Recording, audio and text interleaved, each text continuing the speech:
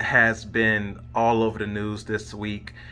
So if you're not familiar with Kwame Brown or what's going on, so Kwame Brown was the number one overall pick in the 2001 NBA draft. He was the first high schooler to be the number one overall pick in NBA draft history, right?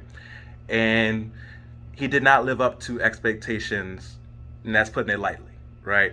And some people say he's not a bust because he did last in the league for a while. He was a journeyman center, but he definitely was a disappointment as an NBA player.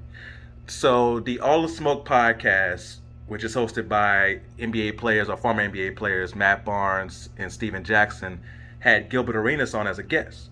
Now, Gilbert Arenas, when he first got to the Washington Wizards, his first 2 years he played with Kwame Brown. So during the show, they talk about Kwame Brown. Of course, he's one of the most polarizing players in history. You have his former teammate there. You're going to talk about him. And Steven Jackson made a joke about him being one of the worst number one picks of all time by saying, in a sarcastic fashion, he was one of the best number one picks of all time. And Matt Barnes honestly wasn't even trying to participate in the joke. Gilbert Arenas, who played with Kwame Brown, responded to the joke by saying, honestly, he could have been. I think he could have been an Anthony Davis type player with the athleticism that Kwame Brown had. He even said Kwame Brown at 7 feet tall was the second fastest dude in their team. So you think about a 7-footer moving that fast, the guy has to be really, really athletic. And we saw flashes of it, right? So Kwame Brown saw the jokes and took it to heart, right? And he came back at Steven Jackson, Matt Barnes, and Gilbert Arenas very, very hard, right? Like it was they were joking about basketball. My man Kwame Brown came at them about life. Like he came at them like it was rough. Like, and a lot of people are praising Kwame Brown for this. They're praising him because they're like, oh, that's how you get back at him. He's a real one. And for me, I don't get it. We all hate the person who can't take a joke and takes it to the ultimate level, right? Like we all knew that person where you make a joke about their shoes. Oh, look at your dusty shoes, and then they'll take it to the extreme and be like, oh, my shoes are dusty. How about your property after your house burned down? And like, they'll, yeah. So you'll have people. We all know somebody like that who makes it extremely personal, and you know you can't joke with them. And we hate that. But for some reason, Kwame Brown is being praised for that same type of behavior, and I just don't get it, right? And he came at Matt Barnes about Matt Barnes' personal life, and Matt Barnes had issues with his ex-wife and another NBA player getting with her. Went there. He called Steven Jackson a fake gangster and a fake activist. He said that Gilbert Arenas took money out of his pocket.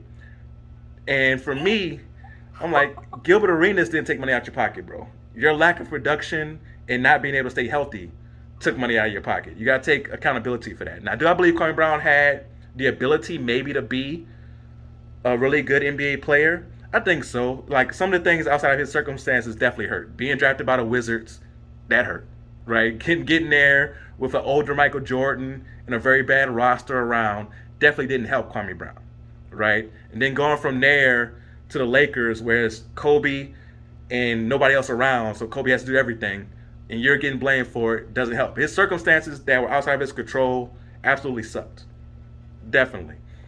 But you shouldn't get praised for someone talking basketball and you coming back at them on a extremely personal level, and people are like, yeah, Kwame went from 1,000 subscribers on YouTube to 18,000 like 2 days because he was going at these people, right? Oh shit! Yeah. Insult a bunch of people? Is that what you have to do? Exactly. That's what it looks like.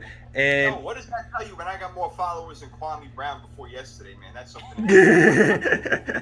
it's crazy. Yeah, exactly. Like me and Kwame Brown had the same amount of YouTube subscribers before yesterday, and he, like I said, he went off, and then another part of it that he went off on Stephen A. Smith. Now, Stephen A. Smith used to go really hard at Kwame Brown. Like, I don't know if you remember back in those days, whoever he considered to be trash, he would say their name like it disgusted him.